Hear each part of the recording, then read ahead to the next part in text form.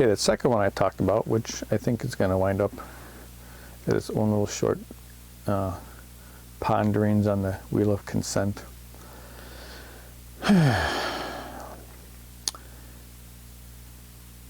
Is when you do body work, you're doing massage on a person, you're doing Reiki, doing, I guess you can even get into acupuncture, acupressure, whatever your modality is to working in the energetic space of a person with consent. They want you there.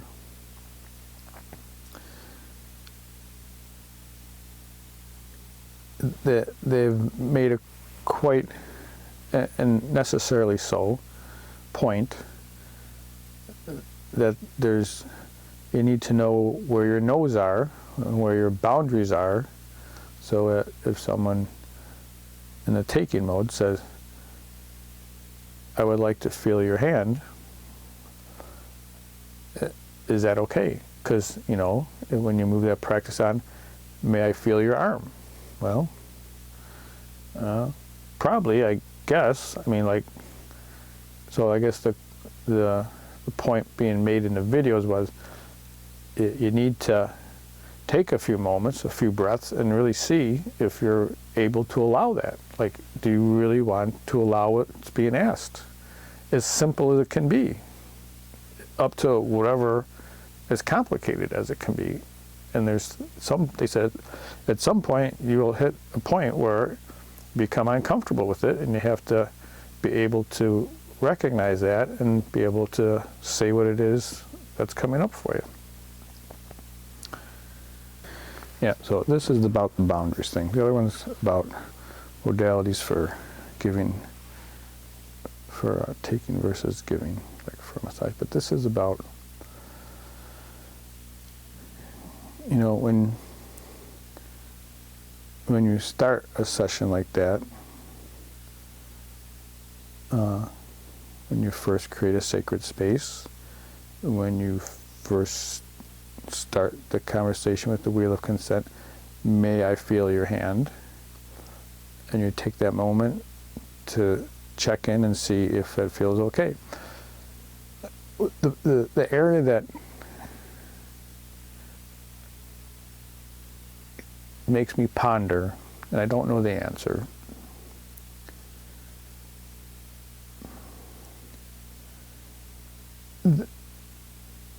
giving boundaries, or you know, saying yes or no, finding your no's, it's not a static thing. It's been my experience. It's not static. You know, at one moment, whatever you're doing, it may not feel good.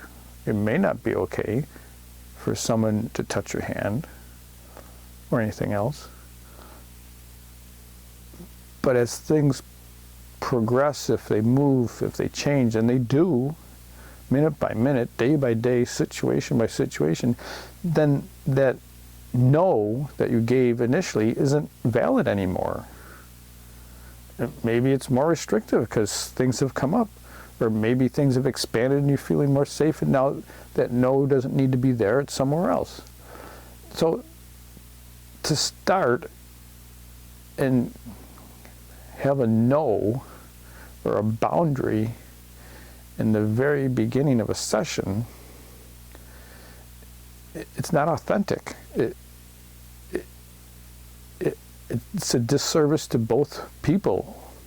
Someone who has more to give and feels that, but is not allowed to go there because of the initial no, and the person had the initial no because they weren't sure, but now things are flowing, but they said no, so now they can't, you know, they can't allow in what it is that's flowing for them because they already had put a no out there. So that's been my pondering.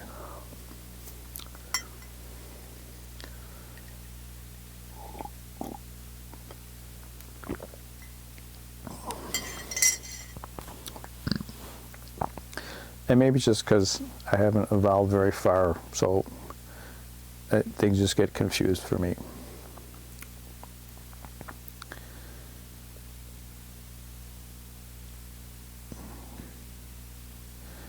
And I guess what had come up is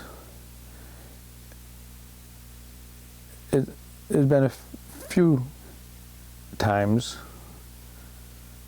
where I've hit a no, working with my wife. We're married, right? You have certain expectations that we're married, or like it's okay to have sex, I guess. I mean, that's why, we're married as part of the vows, whatever. But unexpectedly, there's a no. And for me,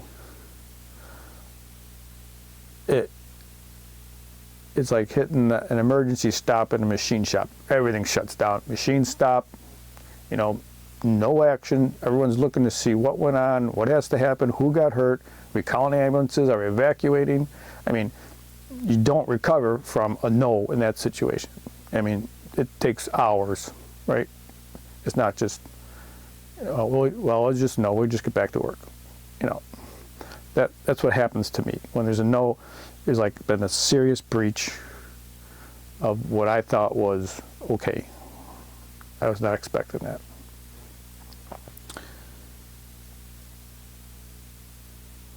And what has come up in my ponderings,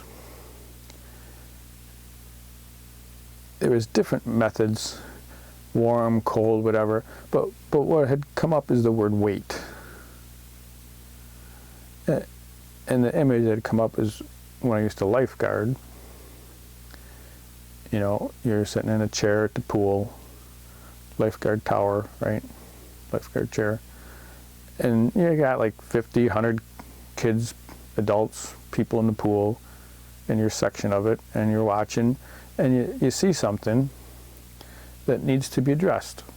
It's not life-threatening, but it's just something to make things safer. It needs to be addressed. So you just blow your whistle once, the people in that area hear the whistle, they stop, they look up, and you give clarification, right? And then people resume. You're not clearing the pool, the rescue squad's not on the way, the news media's not on the way, it's not closed for the day because someone drowned.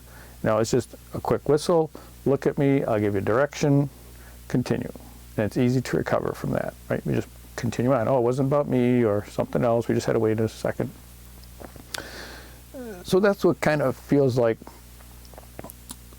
might facilitate this not having a fixed no or a fixed boundary. And there are probably some boundaries that are rigid,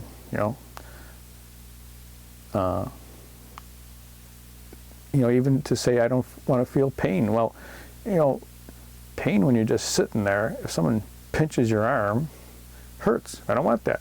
But maybe when you're in the middle of whatever you're doing, a pinch like triggers something that allows you to break free of something. So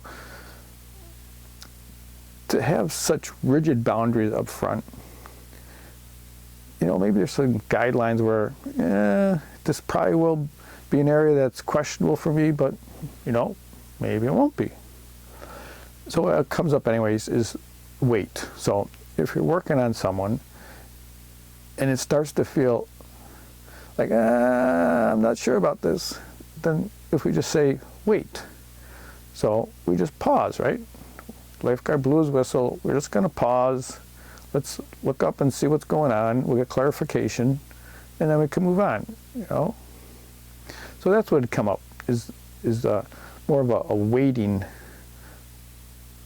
command to be issued to allow the person, give them time to really check in and see what it is that's making them uncomfortable, and then they can give clarifications that, I prefer not that, or not now, or go here, or don't do that, or whatever it is. And then you could, just incorporate it and move forward. I think it allows more flexibility, more openness, more authentic, more intuitive thing to develop. Anyways, who needed to hear that? I have no idea. I guess I just need to give it a voice, because that's something that's been I guess it triggered me quite a bit to, you know, it's a very strong topic to talk about is boundaries and no's, and, you know, I guess the word violation comes up, you know.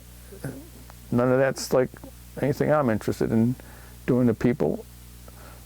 But I can tell you, there's been times when the energy wants to flow a certain way in a certain place, and it's being unsure of how to approach that. It feels like this method would help me in those situations. If we agree ahead of time that, you know, if I'm really feeling that things need to go a certain way, I can allow it, and they can say wait, and then we'll reevaluate and continue. All right, cheers.